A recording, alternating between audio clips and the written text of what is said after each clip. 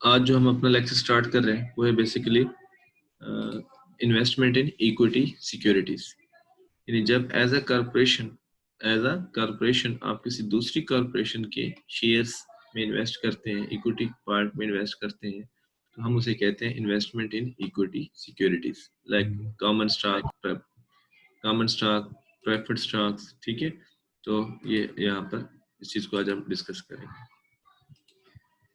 तो equity securities के point of view से हमने बात की है। ठीक है, तो ये यहाँ पर आप देख भी सकते हैं, थोड़ा सा आपको रिव्यू हो जाएगा। Equity securities represents ownership interests such as common, preferred or other capital stocks.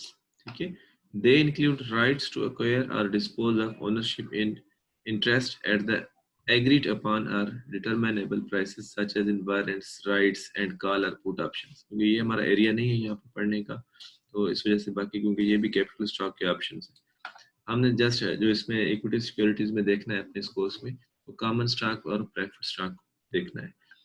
अच्छा जी, उसके बाद दूसरा पॉइंट कि जब एज अ कॉरपोरेशन आप किसी दूसरी कॉरपोरेशन के इक्विटी सिक्योरिटीज में इन्वेस्ट करते हैं, तो आपकी जो पोजीशन होती है वो इन्वेस्टर की होती है। ठीक है, you are known as investor. और दूसरा, आप जिस कंपनी या जिस कॉरपोरेशन की इक्विटी सिक्योरिटीज को परचेज करते हैं, उसको हम क्या करते हैं, इन्वेस्टी कहते हैं। जिस कंपनी के हम शेयर्स परचेज करेंगे वो कंपनी क्या कहलाएगी, इन्वेस्टी कंपनी कहलाएगी। ठीक है, अच्छा जी, अब इसके समझने के लिए थोड़े से कॉन्सेप्ट्स हैं, वो बहुत इंपॉर्टेंट है कि जब आप एज अ कंपनी किसी दूसरी कंपनी की इक्विटी सिक्योरिटीज में इन्वेस्ट करते हैं, लाइक कॉमन स्टॉक के हम एग्जांपल ले लेते हैं, तो फिर वो उसके हमने परसेंटेज की कुछ रेशोज तय की हुई है कि आपका क्राइटेरिया तय किया हुआ है इधर कि किस नाम से फिर हम उसकी अकाउंटिंग करते हैं। कि जब भी आप होल्ड करते हैं लेस देन 20% शेयर्स किसी भी कॉरपोरेशन के, ठीक है, तो आपका ये आप इस टेबल में भी आ जाए, यहाँ पर जरा देख लें, लिटिल आर नो इन्फ्लुएंस। ये देखें यहाँ पे percentage of ownership and level of influence. आपको कोई इन्फ्लुएंस नहीं होता। इन्फ्लुएंस किस चीज का नहीं होता, इन इट्स ऑपरेटिंग और फाइनेंशियल पॉलिसीज। ठीक है, कि आप किसी दूसरी कंपनी के ऑपरेटिंग और फाइनेंशियल पॉलिसीज को नहीं छेड़ते। उसके बाद अगर आपकी परसेंटेज, चले इसको यहाँ पे भी सम अप करते जाए, तो जब आपके 0 से 20% के दरमियान इन्वेस्टमेंट रेशो होगी, तो उस वक्त अकाउंटिंग का जो मेथड होगा वैल्यूएशन का उन सिक्योरिटीज का, कौन सा आप यूज करते हैं, फेयर वैल्यू मेथड यूज करेंगे। कौन सा मेथड यूज करेंगे, फेयर वैल्यू मेथड यूज करेंगे। ठीक है, जब भी आप क्या करेंगे, आपकी जो इन्वेस्टमेंट रेशो होगी 0 से 20% के इन बिटवीन होगी, आपका एक तो कोई इन्फ्लुएंस खास नहीं होगा in its operating and financial policies, और मेथड ऑफ अकाउंटिंग जो यूज हो रहा होगा वो फेयर वैल्यू मेथड होगा। Is it clear? अच्छा जी, अब फेयर वैल्यू मेथड क्या होता है कि जिसमें हम अभी पढ़ के भी हैं डेट सिक्योरिटीज में, कि हम एट द ईयर एंड उन सिक्योरिटीज को, उस इन्वेस्टमेंट को नई फेयर वैल्यू जो चल रही होगी उस वक्त मार्केट में, हम उसके ऊपर लेके आते हैं, और जहां पर फिर अनरियलाइज होल्डिंग गेन और लॉस एग्जिस्ट करेगा। अच्छा जी, उसके बाद दूसरा लेवल है कि अगर आपकी परसेंटेज ऑफ इन्वेस्टमेंट 20 से बढ़ के 50 तक चली जाती है, 50 से बढ़ती नहीं है, 50 तक चली जाती है, तो फिर आपका लेवल ऑफ इन्फ्लुएंस क्या होता है, सिग्निफिकेंट इन्फ्लुएंस होता है। किस जगह पे इन्फ्लुएंस होता है, in its operating and financial policies again, जिसमें आप इन्फ्लुएंस करते हैं। तो उस वक्त क्या होता है, मेथड ऑफ अकाउंटिंग जो आप यूज करते हैं उसे हम कहते हैं इक्विटी मेथड ऑफ अकाउंटिंग। हम पढ़ेंगे जब न्यूमेरिकल क्वेश्चंस करेंगे। उसके बाद जब आपका जो लेवल ऑफ इन्वेस्टमेंट है मोर देन 50% हो जाता है, अप टू 100% किसी भी इस इन बिटवीन आप रहते हैं, तो आपका कंट्रोल हो जाता है उस ऑर्गेनाइजेशन की ऑपरेटिंग एंड फाइनेंशियल पॉलिसीज पे, जिन्हें आप अपनी मर्जी से फिर उनको डील करते हैं। तो उस वक्त जो अकाउंटिंग मेथड होता है हम यूज करते हैं, उसे हम कहते हैं कंसोलिडेशन, जो आपका मेजर टॉपिक है जो बाद में पढ़ना है। ठीक है, तो एक तो ये आपको बिल्कुल एग्जैक्टली पता होना चाहिए क्योंकि ये एमसीक्यूज में जरूर पूछी जाती है ये बातें। अच्छा जी, उसके बाद अभी हमारा जो पहला एरिया है इन क्वेश्चंस में न्यूमेरिकल को सॉल्व करने के लिए, वो हमारा होगा 0 से लेके 20 तक के जो लेवल ऑफ इन्वेस्टमेंट्स हैं वो कौन से होते हैं, उनको हम क्या कहते हैं, और उनका मेथड ऑफ अकाउंटिंग हम क्या फॉलो करते हैं। ठीक है, तो ये आप जो है टेबल में आप देखेंगे। ठीक है, ये इंपॉर्टेंट है table, MCQs, short question both wise. तो जो ये एरिया है यहाँ तक, ये मैं इधर लाइन लगा लेता हूँ हाईलाइट करके, ये आपका है होल्डिंग लेस देन 20%, यानी अब आप यहाँ पे ये कहना चाह रहे हैं जब 0 से लेके 20% तक आप होते हैं तो उनमें कौन कौन से इन्वेस्टमेंट की टाइप्स चल रही होती है।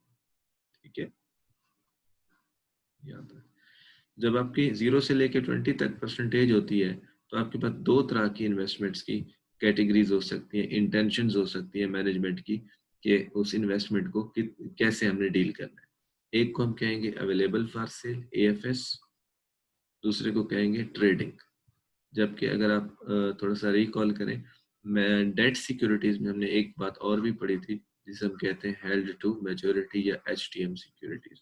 तो एचटीएम सिक्योरिटीज यहाँ पर नहीं होती। ठीक है, नहीं होती। क्यों नहीं होती? क्योंकि जो कॉमन स्टॉक्स हैं, शेयर्स हैं, उनकी मैच्योरिटी डेट नहीं होती।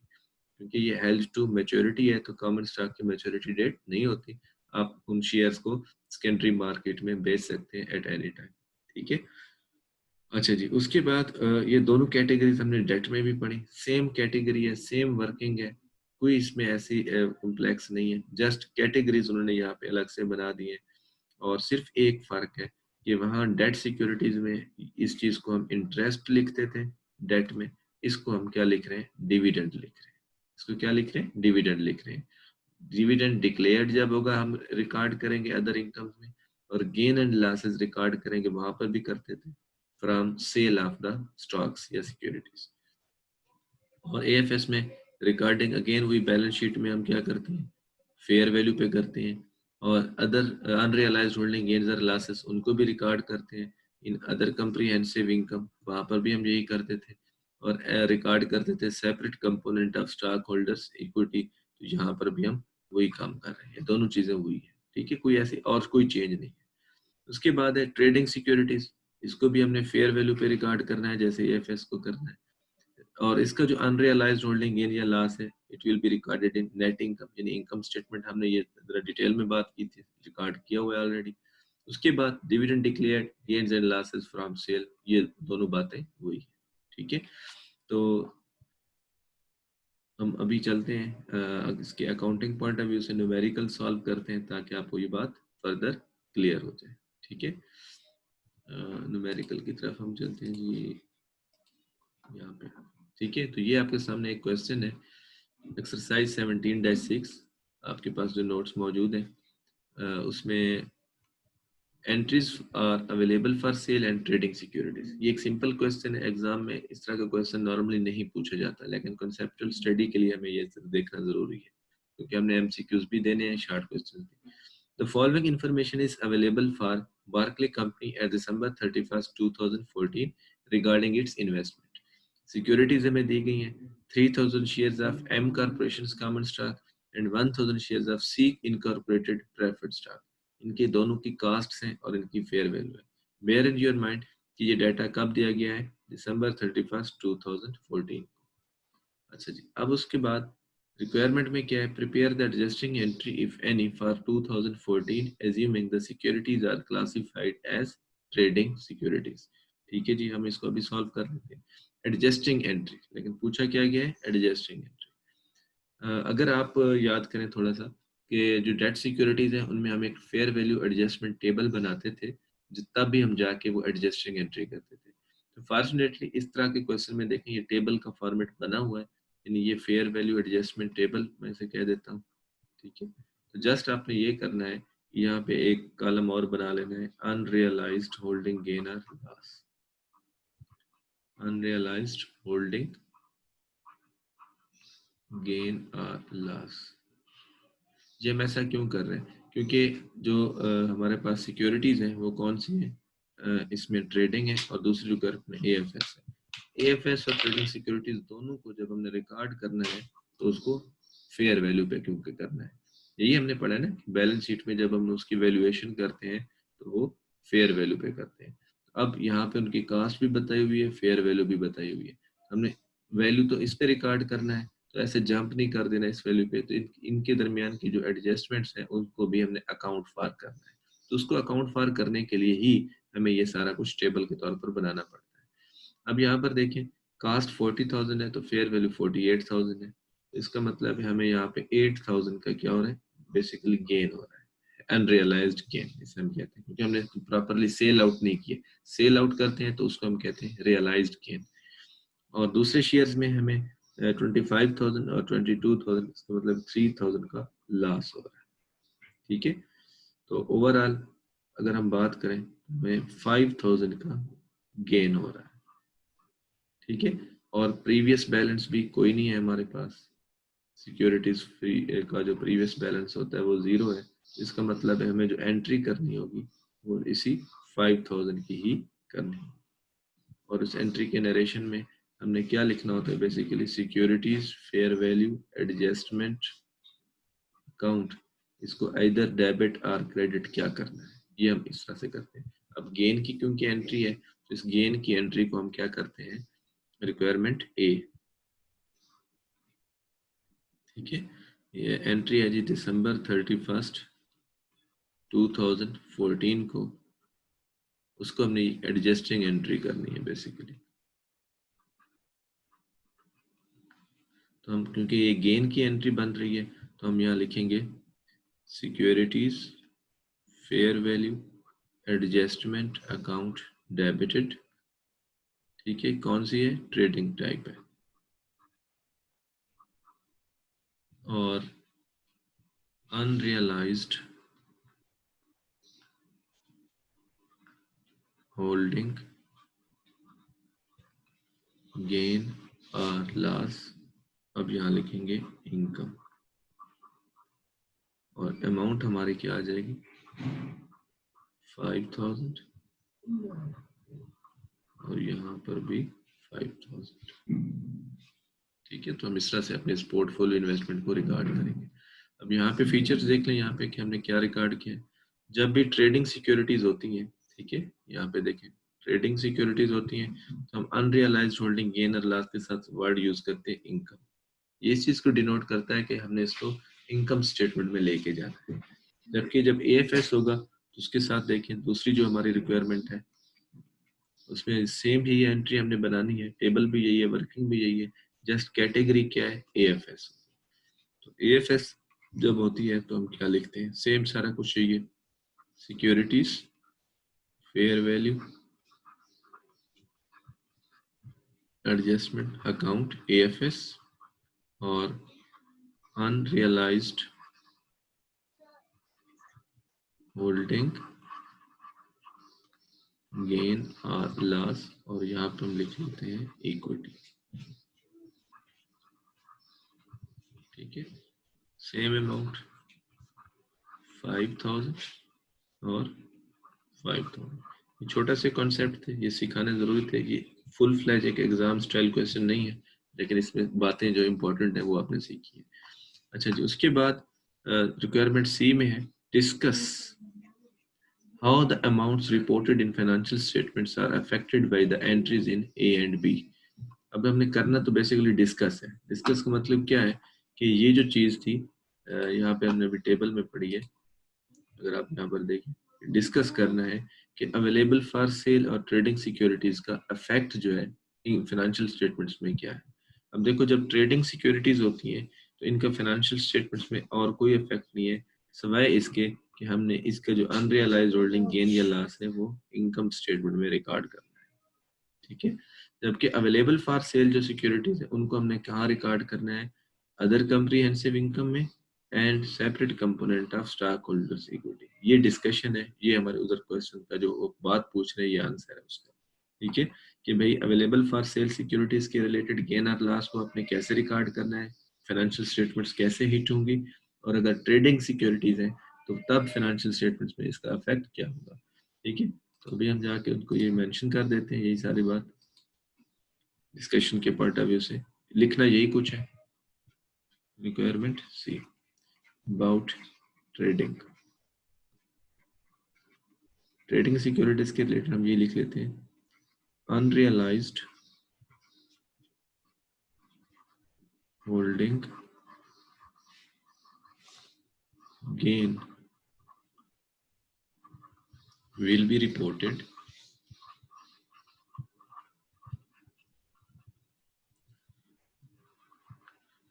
in income statement, in income statement, just बस। उसके बाद हम बात करते हैं AFS के पॉइंट ऑफ व्यू से, ये लिखेंगे unrealized holding gain or loss will be unrealized holding gain or gain कह लें, loss उसमें नहीं, gain will be reported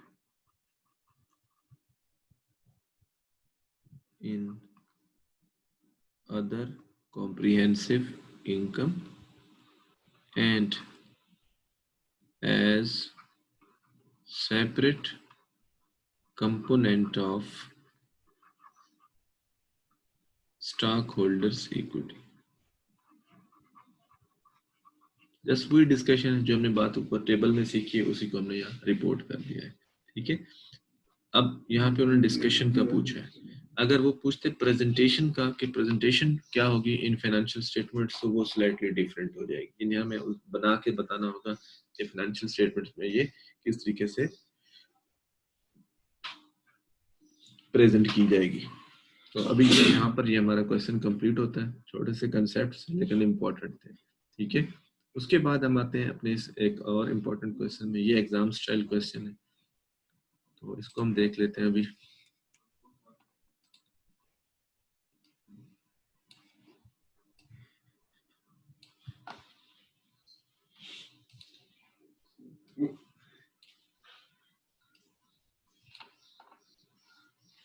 ठीक है जी,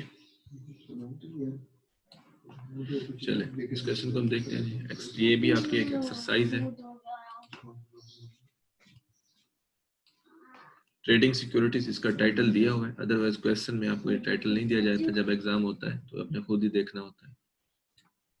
on December 21st 2013 Bokeh Coit company provided you with the following information regarding its trading securities। तो देखिए यहाँ उन्होंने ट्रेडिंग सिक्योरिटीज मेंशन कर दिया, ये हेडिंग में ट्रेडिंग सिक्योरिटीज एग्जाम में नहीं होता।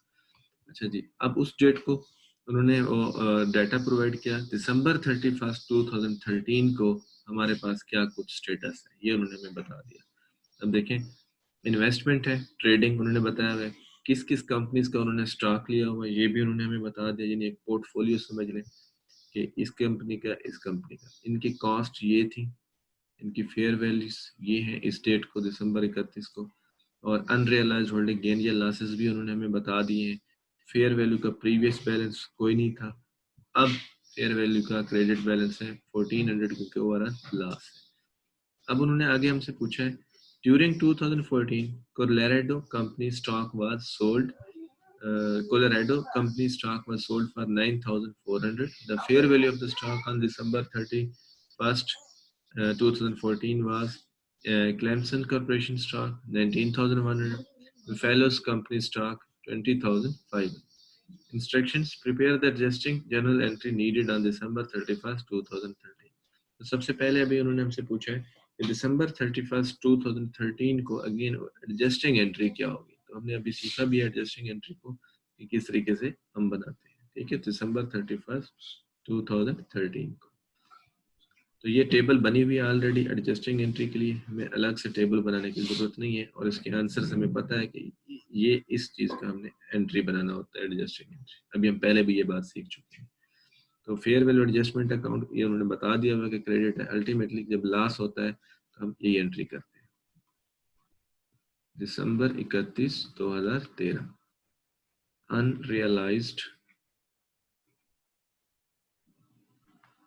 होल्डिंग गेन और लॉस डैश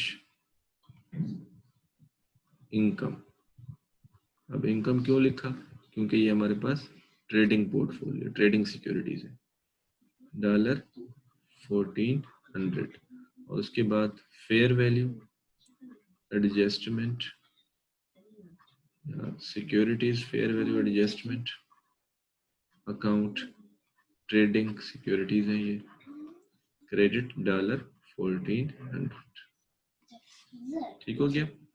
उसके बाद रिक्वायरमेंट बी है, होपफुली ये आप अंडरस्टैंड अब कर गए होंगे। रिक्वायरमेंट बी में prepare the journal entry to record the sale of Colorado company stock during 2014। अब हमने सेल किया है, तो ये है जिस उसकी सेल प्राइस 9400।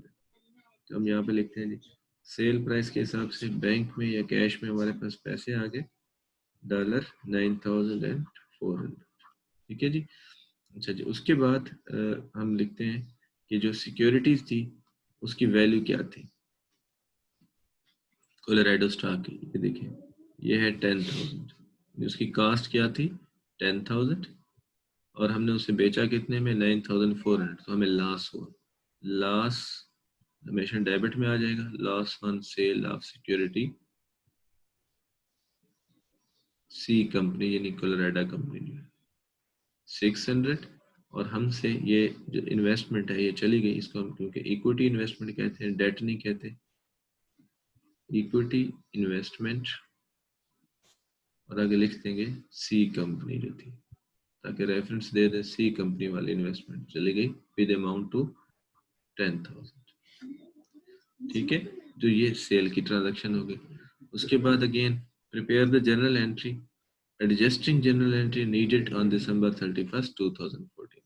ये इसकी जगह मैं यहाँ बना लेता हूँ, और जो डेट है December 31st 2014, लेकिन हमें फिर अगेन अब टेबल बनाना होगी। ठीक है, तो ये फेयर वैल्यू एडजस्टमेंट टेबल है December 31, 2014। तो लाइन डाल लेते हैं। अब यहाँ पे सिक्योरिटीज, उनकी कास्ट, फिर फेयर वैल्यू, फिर अनरियलाइज्ड होल्डिंग गेन और लॉस, अनरियलाइज्ड होल्डिंग गेन और लॉस। ठीक है, वैल्यूज ऑल इन डॉलर्स। अच्छा जी, अब सेम उसी फुटिंग पे या उसी पैटर्न पे ये बनाना है।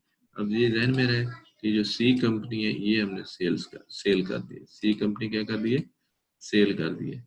इसका जो है अब हमने दोबारा से उसमें नाम नहीं लिखना, जो रह गई हम सिर्फ वही लिखेंगे, या अगर हमने कोई और परचेज की होती तो वो लिखते।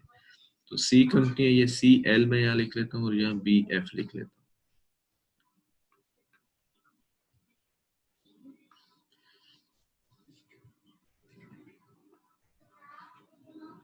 CL कंपनी और BF कंपनी, CL कंपनी और BF कंपनी। ठीक है, तो इनकी कास्ट क्या थी हमारे पास 20,000 और 20,000 दोनों, $20,000, और इसकी भी $20,000। तो टोटल हो गया कास्ट वाइज 40,000। अच्छा जी, जो फेयर वैल्यू है, अब फेयर वैल्यू ये वाली नहीं उठा के लिख देनी क्योंकि ये 2013 को थी। जो नई फेयर वैल्यूज हैं 2014 की, ये मैं उन्होंने एडजस्टमेंट में बताई हुई। CL के जो है 19,100 है, CL का फेयर वैल्यू 19,100 और उसका है 20,500। इनको प्लस करें तो हमारे पास क्या आंसर आता है 19,100 प्लस 20,500, 39,600 टोटल में। अब ओवरऑल इंडिविजुअली देखते हैं हमें क्या गेन या क्या लॉस है। तो इसमें हमें लॉस हो रहा है 900 का, और इसमें हमें गेन हो रहा है 500 का। तो ओवरऑल हमें यहाँ पे क्या हो रहा है, लॉस हो रहा है 400 का। अब हम यहाँ लिखेंगे कि securities fair value adjustment account previous balance. तो ये हमें प्रीवियसली क्योंकि दे दिया गया है, उसका क्रेडिट बैलेंस है और वो है 1400, और वो भी हमारे पास क्या है, लॉस का है। ठीक है, अच्छा ये आप कैसे देख रहे हैं लॉस का है, ये टी अकाउंट भी मैं बना देता हूँ आपको। बैलेंस ब्रॉट डाउन हम ये फेयर वैल्यू एडजस्टमेंट का है, ये है जी हमारे पास। अब 2014 का मैं लिख रहा हूँ, 2014 का बैलेंस ब्रॉट डाउन 1400, ठीक है जी। 1400 हमें लॉस है, या अगर हम टाइम लाइन पे समझना चाहें, ये 0 है और हम हैं जी यहाँ पे, ऐसा समझे -1400, ठीक है। अच्छा जी, अब हमने एंट्री करनी है जी, और ये हाँ, ये बैलेंस क्या था, क्रेडिट बैलेंस था। अब प्रॉब्लम ये है कि हमने एडजस्टिंग एंट्री करनी, और एंट्री करनी है इस अमाउंट से, और यहाँ नरेशन यही लिखना है कि सिक्योरिटीज का अकाउंट क्या करना है, securities fair value adjustment account, इसको क्या लिखना है, डेबिट में या क्रेडिट में, ये हमारा यहाँ पे कभी क्वेश्चन, ठीक है। अच्छा, अब जरा टाइम लाइन पे जरा समझ लेते हैं पहले, फिर इसको टी अकाउंट में भी समझ लेते हैं। देखें, ये 1400 हमारा क्या लास्ट था, प्रीवियस लास्ट था, बैलेंस ब्रॉड। अब हमारा जो लास्ट है वो कितना है, 400 है, यानी हम अब भी हैं तो नेगेटिव में ही, लेकिन लास्ट हमारा क्या हो गया, कम हो गया, यानी समझ लें हम यहाँ पे आ गए, -400, ठीक है, बैक आ रहे हैं। अब थोड़ा सा यार अपने कॉमन सेंस यूज करें, देखें हमारा जो 1400 लास्ट था, अब हमारा लास्ट कम होके 400 आ गया, इट मीन्स हमने कुछ गेन किया है, यानी हमारे पास बेसिकली क्या हुआ, 1000 का गेन हुआ है, जिसने हमारे लॉस को क्या कर दिया, कम कर दिया, हमारे लॉस को कम कर दिया। तो ये जो गेन हुआ है 1000, इसकी हमने बेसिकली एंट्री करनी है, बेसिकली एंट्री करनी है, ठीक है।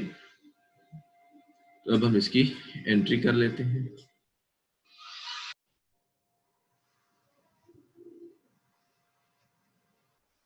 ठीक है। तो ये आ गया जी 1000, इसकी हम एंट्री करेंगे, और अगर हम यहाँ देखें, है तो हमारा लास्ट, यानी कैरी डाउन हमारा अब भी यहीं पे आना चाहिए 400, लेकिन हमें क्या करना होगा, 1000 की गेन की एंट्री करनी होगी, तब हमारा ये लास्ट जो है क्या हो जाएगा, सॉरी मैं कैरी डाउन तो उधर लिखना है, वहाँ ब्रॉड डाउन है, यानी ये हमारे पास जो लास्ट कैरी डाउन आएगा वो यहाँ पे आ जाएगा। तो हम फिर क्या करेंगे, बोथ साइड पे ये लेवल होगा 1400, और इधर भी ये 1400। जब नेक्स्ट ईयर आएगा 2015, ठीक है, यानी 15 ईयर्स, जब 15th ईयर आएगा, अगेन ये लास्ट क्या हो जाएगा, यहाँ पे ब्रॉड डाउन हो जाएगा अगेन 400, ठीक है, इस तरीके से। अगर आप इस सेंस से देखें तब भी वेल एंड गुड, और अगर आप इस सेंस से देखें तब भी वेल एंड गुड, ठीक है। तो अब हमें एंट्री किस चीज से करनी है, 1000 से गेन की एंट्री करनी है। जब गेन की एंट्री करते हैं तो हम फेयर वैल्यू के अकाउंट में हमेशा डेबिट में लिखते हैं। देखें, ये इसी चीज की वर्किंग को मैं यहाँ लिख भी रहा हूँ ताकि आपको ये समझ आए। देखें, तो हम क्या करेंगे, securities fair value adjustment account, इसको डेबिट कर रहे हैं, इसको डेबिट कर रहे हैं विद अमाउंट 1000, ये ट्रेडिंग सिक्योरिटीज है, और अनरियलाइज्ड होल्डिंग गेन और लॉस इनकम 1000 से क्रेडिट कर रहे हैं। अब जरा देखें, जो सिक्योरिटीज का अकाउंट था, फेयर वैल्यू एडजस्टमेंट का अकाउंट, इसको हमने देखो इस लिंक करो दोबारा, हमने क्या किया, 1000 से डेबिट किया, ठीक है। तो यहाँ पर मेरा जो समझाना था वो एंड होता है। अब अगर आपको कोई क्वेश्चन है तो आप आराम से